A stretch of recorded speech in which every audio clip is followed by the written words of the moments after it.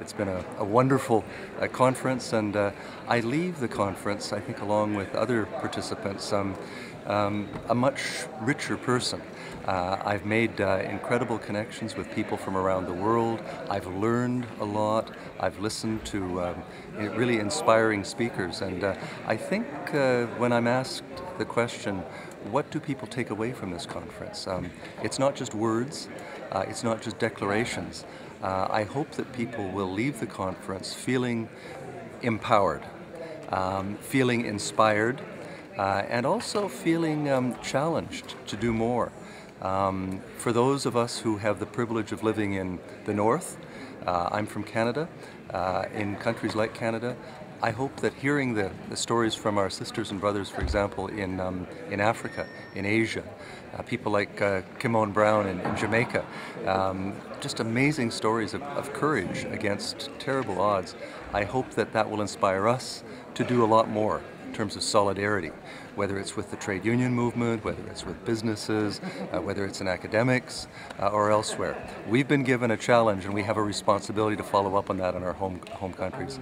The only other thing I would say is that there are two other outcomes of this. One is the friendships. You meet people here and you have a wonderful time.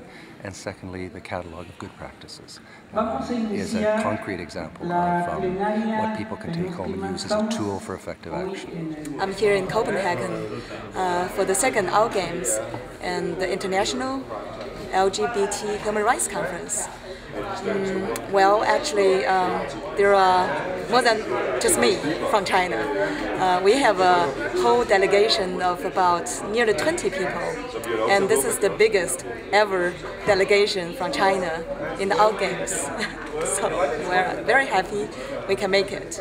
Well, one of the things that I'm taking from the conference is the experience of being in a building with hundreds and hundreds and hundreds of activists. So many activists do their work in isolation. If you're from Estonia or Nigeria or Colombia or even a small city in a big country with lots of LGBT activism, you often feel like you're the only one, or there are just a small handful of you doing all the work, and you feel very alone and isolated. And to come together like this, to realize that you're not the only one, that there are so many people doing this amazing, amazing hard work, and to share ideas, to share successes, to share strategies, and to share stories. It breaks the isolation, and it gives us so many tools to move forward.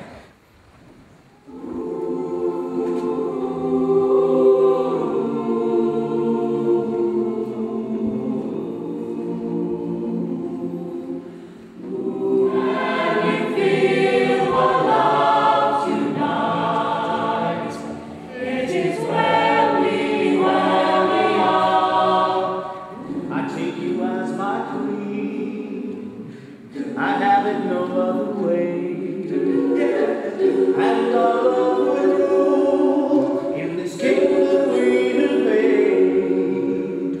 Until then I'd be a fool, waiting for the day that I can change the world. We've talked about the impact of the media, of religion, of imperialism, of privilege in our lives, and on our communications with each other.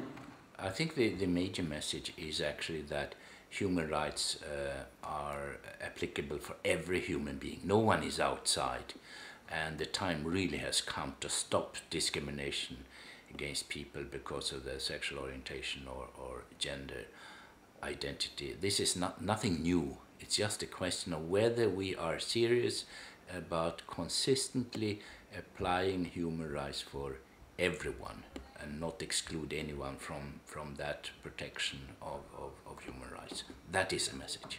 For me, the greatest challenge is the mind, the spirit. Not norms, not laws, but the mind. And it's there that we have to start. I'd like to see more programs with young people from a young age to ensure that they are not prejudiced and that they are diverse in their understanding. I'd like to have more outreach with more liberal leaders, including religious leaders. For example, in Yogyakarta, we had access to a variety of very liberal Indonesians, and you know Indonesia is a Muslim country. I'd like to see more outreach in terms of inter-community efforts linking between different communities. And I'd like to see alliances, not only between LGBT, but between LGBT and everyone else. Because it is in that spirit that ultimately we will enjoy together all the colours of the rainbow. Thank you. I'd like to say first that we're also very glad, coming from the Office of the High Commissioner for Human Rights, as part of the United Nations, to be participating in this remarkable meeting. Such a spirit of energy. It really gives us a lot of hope for progress and advancement as we move ahead in all countries in the world. This has been a conference for activists from a number of countries, and I think it has been useful for them to meet up in order to share experiences. It has been very action-oriented in the spirit of protecting human rights for everyone, including those who are discriminated because of their sexual orientation or gender identity. That has been really the profile of this meeting. I think those who go back home from this conference, they will be even more active than they have been before in order to promote these human rights. So all I can do at the end here is to invite you to take the catalogue along, take a few copies perhaps, distribute it when you come home, read it, seek inspiration, take your time to study and be inspired, and keep up the good work that you're all doing. I thank you very much for your attention, and I wish you good luck with the rest of Outgames, which is still going on. So go out in the streets and have fun, and I hope that you will not be attacked, and if you are, it won't be too bad, and the police will come and get the offenders.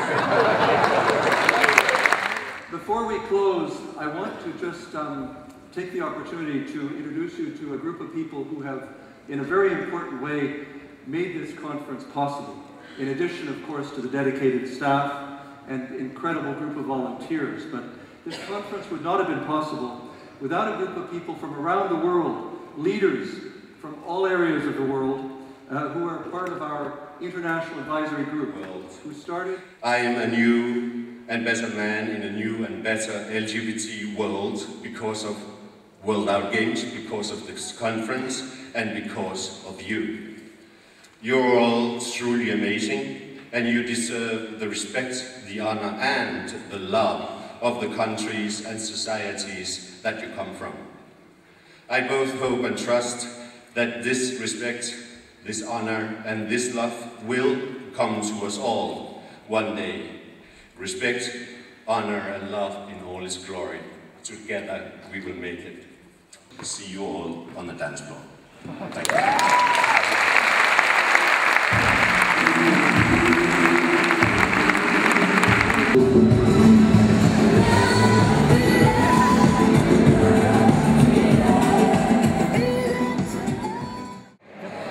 I would also like to add that this was the most amazingly organized conference I have ever been to. The organizers worked so hard. They thought of so many different issues, accessibility, bringing in people from so many different countries. There were volunteers everywhere, and I felt like I was in a magic fairyland where any of my needs could be met. Like any question I asked, any question I had, somebody would just, if they could, they helped me. And I heard that from a lot of the participants, that people really felt very well taken care of and very respected, and that was wonderful. I am so thankful I know this took hundreds of volunteers and so much work, and I'm grateful. La Folia de España formará una red